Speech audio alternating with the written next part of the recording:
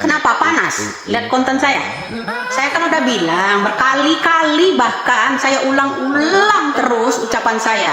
Jelang Pilpres itu banyak orang menjadi ustadz dadakan, banyak orang dicucu nabikan, banyak orang yang diimam mahdikan, banyak orang menjual ayat, banyak orang menjual zikir, banyak orang menjual mayat, menjual pahlawan, mendadak jadi anak pahlawan, mendadak jadi kiai, mendadak jadi rasul. Banyak itu setiap jelang Pilpres, ya.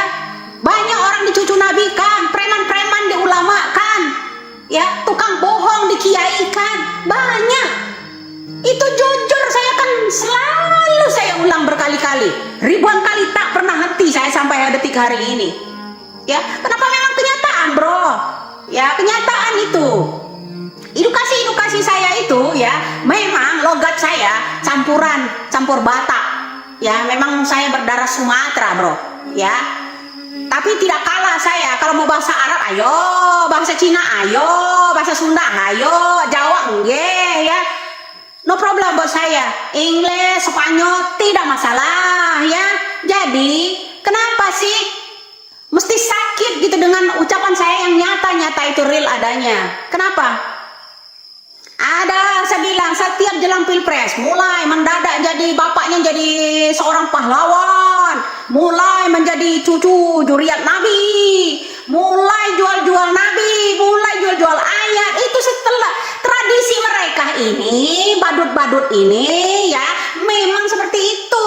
Setiap jelang Pilpres memang jualannya yang seperti itu, jual identitas, ya, berlindung di ketiak agama. Makanya saya bilang, bagi orang-orang yang bahlol, ya, gampang dibahlolin, ya. Makanya saya bilang, balutlah segala kebatilan itu dengan agama.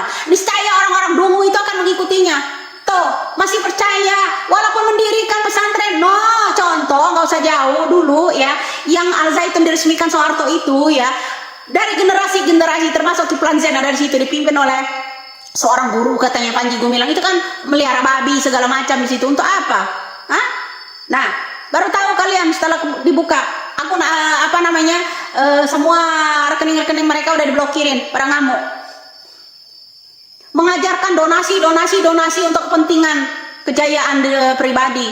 Bro, nggak usahlah berbalap-balap begitu, percaya yang begitu-begituan, dicuci otak kalian itu. Ya, generasi muda ini banyak yang dicuci otak, orang-orang ini begini, bahaya, bro. Ya. Ideologi Pancasila itu kalian hancurkan dengan menyesatkan, jualan agama, jualan juriat, jualan ayat, bikin dalil sendiri dan segala macam. Halo rakyat Indonesia, ya, lo yang nggak suka, buka mata anda itu tersesat. Ini contoh jelang-jelang kiamat, ya. Sudah, itu Dajjal itu sudah masuk ke kaum-kaum kiai model-model begono. Sebut kalau Imam Mahdi itu Anies Baswedan, sebut kalau itu Rasul itu adalah Rocky Gerung, sebut kalau wali Allah ke-10 itu adalah yang namanya Soeharto. Gimana ceritanya kalian percaya dengan omongan-omongan gitu? Ujung-ujungnya minta amplop, ya. Coba buka fakta yang sebenarnya. Memang menyakitkan, bro, ya. Memang menyakitkan kalau terima kenyataan seperti itu. Orang jujur itu banyak musuhnya, ya kan? Ya nggak? Orang mengangkat kebenaran itu banyak musuhnya. Otomatis lah orang yang akan disesatkan ini, ya, separuh Indonesia maunya mereka. Indonesia ini berpengaruh di seluruh dunia, urutan ke-13, ya. Kalau mengenai Islam yang bagaimana sih yang kalian inginkan di Indonesia? Kemudian komen, ingin berakhlakul karimah. Akhlak yang model bagaimana sih yang kalian inginkan? Sebut presidennya dungu lah, sebut presidennya bajingan lah, sebut negerinya bajingan lah. Tapi kalian itu mencari makan di negeri ini. Sementara negeri ini kalian sebut negeri bajingan. Kalian itu mencari makan, mencari minum. Perut-perut anda itu diisi dari negeri ini. Kok betah kalian? Kenapa nggak kalian tinggalkan kalau negeri ini negeri bajingan? Ya kan? Segala pemimpin tolol dan segala macam. Bikinlah negara sendiri kalian di perbatasan Rusia sana kayak di mana kayak, ya. Bikin itu orang-orang yang di sono itu negara sendiri. Jangan mesti di Indonesia. Nggak Nggak bisa bro, ini ya Indonesia ini dibuat lagi, dijadikan lagi seperti kepemimpinannya Soeharto. Nggak bisa. Cukup. Biarkan kami melawan dengan cara-cara kami. Indonesia ini udah cerdas. Kalian mau bungkam, mau melacak. Apa yang akan lacak? Kemudian kalau kita singgung HAM masa lalu, kemudian kalau kamu bilang Ahok melanggar undang-undang mana bisa jadi cawapres, sementara Prabowo melanggar undang-undang HAM berat, ya kan? Sampai dipecat dari TNI, ya kan? Kenapa kalian tidak mau cerita itu? Lalu saya oposisi yang menjelek-jelekan Megawati, yang menjelekkan Puan Maharani, yang menjelekkan PDIP, sekarang merapat jadi penjilat. Kenapa kalau saya sebut penjilat kalian sakit? Memang kenyataannya pada dasarnya seperti itu bro. Ujung-ujungnya kan ngemis setelah kalian dibuang, ya mestinya ngaca. Nyata nggak omongan saya itu? Sakit memang, ya. Sampaikanlah kepada rakyat bangsa ini kejujuran bro. Jangan krisis jujur kita nih di Indonesia.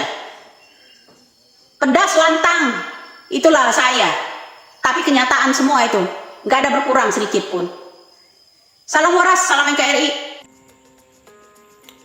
Ya, betul apa yang dikatakan oleh Nyai Widya bahwa para kader-kader Nimi Karangyamang ini dan Atik-Atik Cendana ini selalu menghalalkan segala cara untuk bagaimana agar mereka bisa berkuasa di negeri ini.